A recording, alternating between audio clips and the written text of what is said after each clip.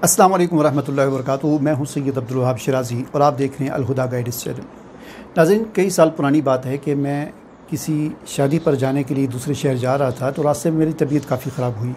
मेरे यहाँ दिल पर दर्द हो रहा था और उसके साथ ये लेफ़्ट साइड के बाजू में भी दर्द हो रहा था। तो आम तौर पर ज़ाहिर है ये जो अलामत होती है कि यहाँ पर भी दर्द हो और बाजू में भी दर्द हो तो ये दिल के अमराज़ या दिल के दर्द की अलामत होती है। तो मैं भी यही समझता रहा और मुझे थोड़ा सा परेशान भी हुआ। बहरहाल सफ़र 3-4 घंटे का था। दर्द आहिस्ता आहिस्ता तेज़ हो रहा था। आगे हम जहाँ पहुँचे वहाँ पर शादी हाल में थे तो वहाँ आहिस्ता आहिस्ता मेरी तकलीफ़ ज़्यादा होती जा रही थी।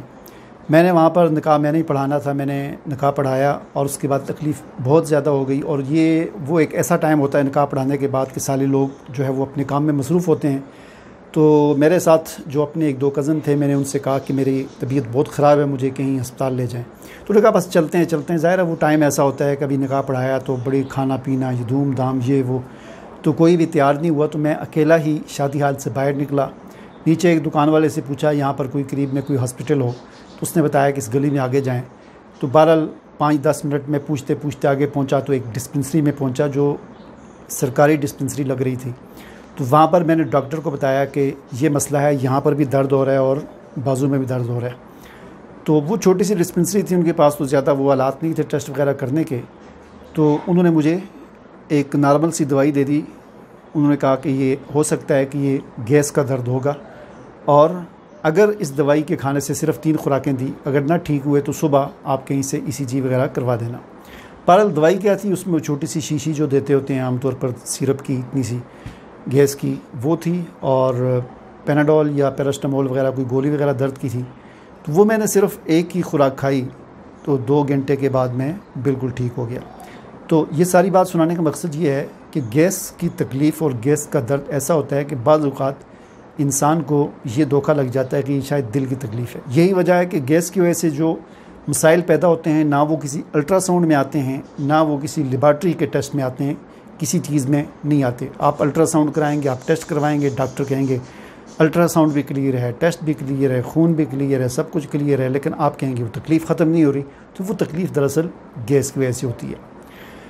अब सवाल ये पैदा होता है कि गैस पैदा कैसे होती है। आज की इस वीडियो में मैं आपको यही बताऊँगा कि गैस कैसे बनती है और इसका हल क्या है, ठीक है। लेकिन उससे पहले मैं आपको ये बात भी अर्ज़ कर दूँ कि अभी तक अगर आपने मेरा चैनल सब्सक्राइब नहीं किया तो उस चैनल को ज़रूर सब्सक्राइब कर लें, क्योंकि मेरी वीडियोस देखने वाले 80% लोग ऐसे हैं कि जिन्होंने चैनल को सब्सक्राइब नहीं किया हुआ। तो चैनल को ज़रूर सब्सक्राइब कर दें और लाइक भी कर दें और कमेंट में अपना इज़हार ख्याल भी कर दें ताकि ये वीडियो का सिलसिला इसी तरह जारी रहे।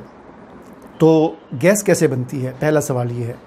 तो देखें, गैस 2 तरीके से हमारे जिस्म में बनती है। एक तो गैस यही हवा होती है जो किसी ज़रिए से हमारे मुँह में चली जाती है, अंदर जाती है, अंदर रह जाती है। जैसे हम पानी पीते हैं तो उसमें आपने ख़ुद महसूस किया होगा कि हवा होती है, पानी पीते हैं और वो पानी के साथ हवा नीचे ही दब जाती है, या खाते पीते लुक़मों के साथ कुछ थोड़ी सी हवा अंदर चली जाती है।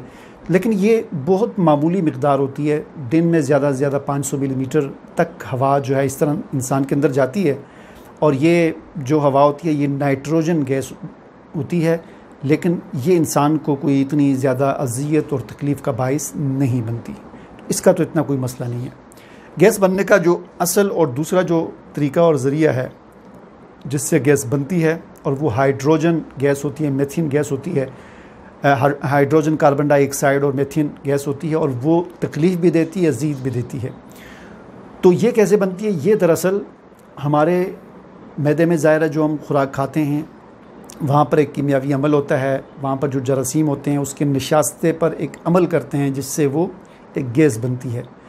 और ये मैदे के अंदर भी होता है और आगे जो बड़ी आंत होती है वहाँ पर भी जो हम खुराकें खाते हैं उसका जो फुजला होता है उस पर जो कीमियावी अमल होता है, जो जरासीम अमल करते हैं, तो उससे जो निशास्ते जो होते हैं उनसे ही गैस बनती है। ख़ास तौर पर ऐसी ग़िज़ाएँ कि जो देर हज़म होती हैं, जल्दी से हज़म नहीं होती, जैसे लोबिया हो गया, चने हो गए, मटर हो गए, आलू हो गए, करेला हो गया, गोभी होगी, इस किस्म की चीज़ें होती हैं जो जल्दी हज़म नहीं होती, तो ज़्यादा देर तक वहाँ पर रहती हैं तो उससे ज़्यादा गैस बनती है।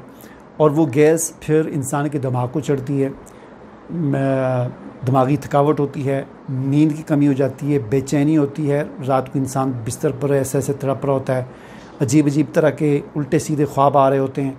और जैसा कि मैं कई दफ़ा लोग अपने ख्वाब भेजते हैं तो मैं उनको बताता होता हूँ, कोई कहता है मुझे अक्सर ख्वाब आते हैं, मैंने ये देखा, मैंने ये डरावना ख्वाब देखा। तो अक्सर डरावने ख्वाब भी यही गैस होती है जो इंसान के दिमाग को चढ़ी होती है। हमारी ग़िज़ाएँ कुछ इस किस्म की होती हैं कि वो जूद हज़म नहीं होती, देर से हज़म होती हैं, और बाज़ वक़्त हम खाना खा के फ़ौरन सो जाते हैं, वर्जिश नहीं करते, पैदल हम नहीं चलते कि जिससे इन ग़िज़ाओं को हज़म होने में मदद मिले, जल्दी से हज़म हो। और मैदे में ही सारा अमल होता है, वहाँ देर लगती है, तो उससे गैसें बनती हैं। अब ये 3 तरह की गैसें होती हैं, ठीक है, और इनके 3 ही इलाज हैं। पहली जो किस्म है जिसे हम आसाबी मर्ज़ कह सकते हैं, पेट में गैस बनती है और पेट भरा हुआ गैस का लगता है, और ये गैस खारिज नहीं होती। हाँ, हम हरकत करते हैं, कुछ चलते फिरते हैं तो उससे बग़ैर आवाज़ की गैस खारिज होती है। तो ये दरअसल आसाबी मसला होता है, और इस आसाबी मसले का हल ये है कि हम 2 मुलय्यन और 3 शदीद ये इस्तेमाल कर लें। 2 मुलय्यन क्या है, 3 शदीद क्या है, ये आपको स्क्रीन पर नज़र आ जाएगा। ये हम बना लें और एक कैप्सूल की मिक़दार सुबह दोपहर शाम हम इस्तेमाल करें। इंशाअल्लाह इससे ये आसाबी गैस वाला जो मसला है ये ख़त्म हो जाएगा। गैस की दूसरी किस्म ये है कि गैस से पेट भरा हुआ होता है और ये गैस रुकी हुई महसूस होती है, अज़ियत का बाइस बनती है, पेट में तकलीफ़ का बाइस बनती है, और रुक रुक कर ये खारिज होती है और ज़ोरदार आवाज़ की सूरत में ये खारिज होती है। ये उज़लाती मसला होता है, उज़लाती हम इसको गैस कह सकते हैं। इसका इलाज ये है कि हम उज़लाती गुद्दी या गुद्दी उज़लाती जो है वो अद्वियात का हम इस्तेमाल करें और ख़ुराकों का हम इस्तेमाल करें, जिसमें 3 शदीद और 4 मुलय्यन आ जाता है। इसको हम इस्तेमाल करें, इससे इंशाअल्लाह ये गैस का मसला हल हो जाएगा। गैस की तीसरी किस्म गुद्दी मिजाज में होती है, या गुद्दी अशिया यानी गर्म खुश्क अशिया की कसरत इस्तेमाल की वजह से होती है, लेकिन ये बहुत कम ये गैस पैदा होती है और इतना ज़्यादा वो कोई अज़ियत का बाइस भी नहीं बनती। पैदा भी होती रहती है, ख़ारिज भी होती रहती है, पैदा भी होती है, ख़ारिज भी होती रहती है। इस गैस का इलाज ये है कि हम आसाबी गुद्दी या गुद्दी असाबी अशिया का हम इस्तेमाल करें। ख़ास तौर पर अद्वियात अगर हमने बनानी हो तो 5 मुलय्यन जो है इसके लिए एक बेहतरीन चीज़ है, जिसे हम बनाकर सुबह शाम एक कैप्सूल हम इस्तेमाल कर सकते हैं। इससे इंशाअल्लाह ये जो गुद्दी गैस है, यानी जो थोड़ी थोड़ी पैदा होती है लेकिन साथ साथ खारिज भी होती रहती है, इसका हल हम कर सकते हैं। तो सारी बात का खुलासा ये हुआ कि ये गैस बज़ाहिर तो एक मामूली सी चीज़ नज़र आती है, लेकिन ये बहुत सारी तकलीफ़ का बाइस बनती है। जिस्मानी दर्द, खिंचाव, बेख्वाबी और ज़हनी दबाव, और पेट के अंदर जो है वो अज़ियत का बाइस बनती है और बोझ का बाइस बनती है। इसी तरह बाज़ औक़ात इसका बोझ इंसान को अपने दिल पर महसूस होता है, बाजू के अंदर दर्द हो जाता है, और भी कई तरह के मसाइल होते हैं। और अगर हम कोई टेस्ट करवाते हैं तो टेस्ट के अंदर भी आता है जी आपके टेस्ट क्लियर हैं, आपको कुछ भी नहीं है, लेकिन ये तकलीफ़ें हमें हो रही होती हैं, तो ये दरअसल में गैस होती है। लेकिन आमतौर पर क्या होता है, जब हम टेस्ट करवाते हैं, ये तकलीफ़ तो हमें जिस्मानी होती हैं और हम टेस्ट वगैरह करवाते हैं तो फिर लोग कहते हैं जी टेस्ट सारे क्लियर हैं, लिहाजा किसी ने जादू कर दिया है, किसी ने ये कर दिया, किसी ने वो कर दिया है। हालांकि फिर भी ये जिस्मानी ही मसला होता है, और इस जिस्मानी मसले का इलाज अद्वियात के ज़रिए ही किया जा सकता है और सही तशख़ीस के ज़रिए ही किया जा सकता है।